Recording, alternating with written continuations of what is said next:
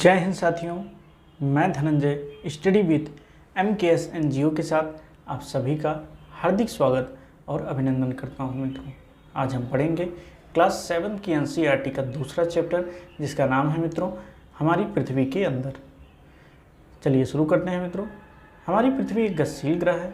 इसके अंदर एवं बाहर निरंतर परिवर्तन होता रहता है। क्या आपने कभी सोचा है कि पृथ्वी के आंतरिक भाग में क्या है? पृथ्वी किन पदार्थों से बनी है मित्रों? विश्व की सबसे गहरी खान दक्षिण अफ्रीका में स्थित है तथा इसकी गहराई लगभग 4 किलोमीटर तक है। तेल की खोज में इंजीनियर 6 किलोमीटर तक खोज चुके हैं। पृथ्वी के केंद्र तक पहुंचने के लिए जो बिल्कुल असंभव है, आपको समुद्र के तल से 6000 किलोमीटर की गहराई तक खोदना होगा मित्रों।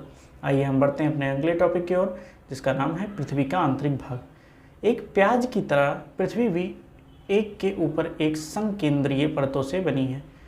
पृथ्वी की सतह की सबसे ऊपरी परत को पर्वती कहते हैं। यह सबसे पतली परत होती है। यह महाद्वीपीय संहति में 35 किलोमीटर एवं समुद्र सतह से में केवल 5 किलोमीटर तक है। महाद्वीपीय संहति मुख्य रूप से सिलिका और एल्युमिनियम जैसे खनिजों से बनी है, इसलिए इसे Cl यानी C यानी सिलिका तथा Al मतलब एल्युमिनियम कहा जाता है मित्रों।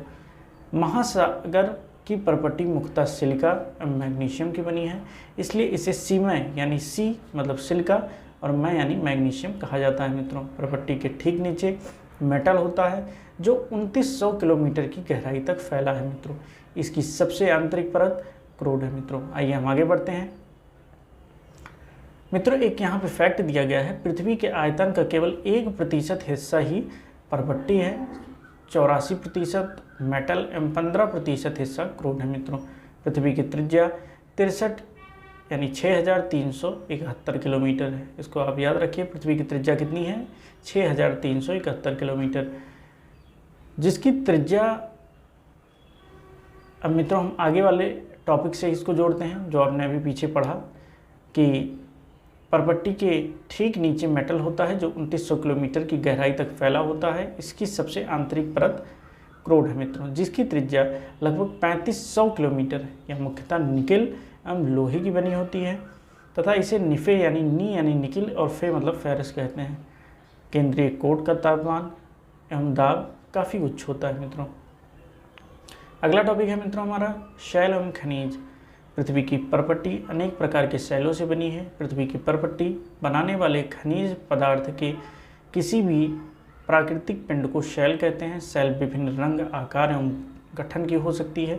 मुख्य रूप से शैल 3 प्रकार की होती है: आग्नेय यानी इग्नियस शैल, अवसादी यानी सेडिमेंट्री शैल एवं कायंत्रित यानी मेटामॉर्फिक शैल।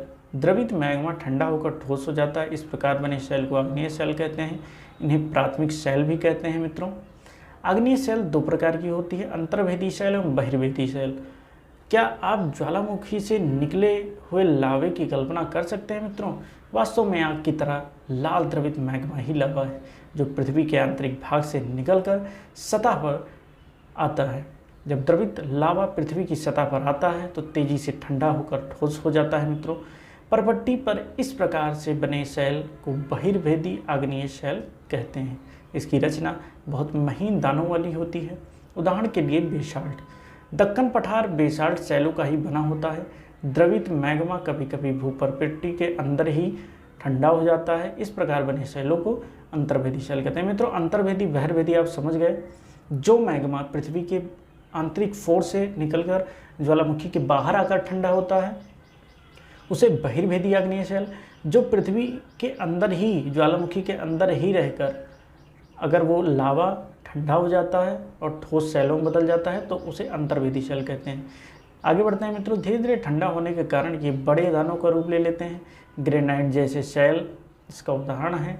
लेई मसालों में दानों का चूर्ण बनाने के लिए जिस अपघर्षण पत्थरों का उपयोग होता है वे ग्रेनाइट के ही बने होते हैं मित्रों। आइए आगे बढ़ते हैं। शैल लुढ़क लुढ़क कर चटक कर एक दूसरे से टकरा कर छोटे छोटे टुकड़ों में टूट जाती है। इन छोटे कणों को अवसाद कहते हैं मित्रों। ये अवसाद हवा, जल एवं आदि के एक स्थान से दूसरे स्थान पर पहुंचाकर जमा कर दिए जाते हैं। ये अदृढ़ अवसाद दबकर एवं कठोर शैल की परत बनाते हैं। इस प्रकार की शैलों को अवसादी शैलें कहते हैं मित्रों। उदाहरण के लिए बलुआ पत्थर रेत के दानों से बनता है। इन शैलों में पौधों, जानवरों एवं अन्य सूक्ष्म जीवाणुओं जो कभी इन शैलों पर रहे हैं के जीवाश्म भी हो सकते हैं मित्रों। आइए हम यहाँ पे एक फैक्ट को पढ़ते हैं कि जीवाश्म क्या है मित्रों। तो शैलों की परतों में दबे मृत पौधों एवं जंतुओं के अवशेष को जीवाश्म कहते हैं मित्रों। आइए हम एक यहाँ शब्द की उत्पत्ति इसको पढ़ते हैं। इग्नियस का मतलब होता है लैटिन शब्द इग्नियस जिसका अर्थ होता है अग्नि। सेंडिमेंट्री का अर्थ होता है जो लैटिन भाषा के मेंटियम से बना है जिसका अर्थ होता है स्थिर। और मेटामॉर्फिक ग्रीक शब्द मेटामॉर्फोस से बना है जिसका अर्थ है रूप परिवर्तन। तो आइए आगे बढ़ते हैं मित्रों। आग्नेय एवं अवसादी शैल उच्च ताप एवं दाब के कारण कायांतरित शैलों में परिवर्तित हो जाते हैं मित्रों। अभी आपने पढ़ा कि शैलों की परतों में दबे मृत पौधे एवं जानवरों के अवशेष को जीवाश्म कहते हैं। इसके आगे हम जो 2.3 चित्र दिया गया है आप इसको पढ़ें। इसमें क्या हो रहा है कि जो कायांतरित शैलें हैं परिवर्तित हो रही हैं आग्नेय शैलें में। तो आग्नेय एवं अवसादी शैल उच्च ताप एवं दाब के कारण कायांतरित शैलों में परिवर्तित हो जाती है मित्रों। उदाहरण के लिए चिकनी मिट्टी, स्केल एवं चूना पत्थर संगमरमर में परिवर्तित हो जाते हैं। तो आइए आगे बढ़ते हैं। शैल हमारे लिए बहुत उपयोगी है मित्रों। कठोर शैलों का उपयोग सड़क बनाने, घर बनाने, इमारत बनाने, आप पत्थरों का उपयोग कई खेलों में कर सकते हैं। जैसे उदाहरण के लिए 7 पत्थर पिट्ठू खेलते हैं हम लोग गाँव में, चिबिड्डी, स्टापू या किट, 5 पत्थर गिट्टी वाला जो खेलते हैं लोग।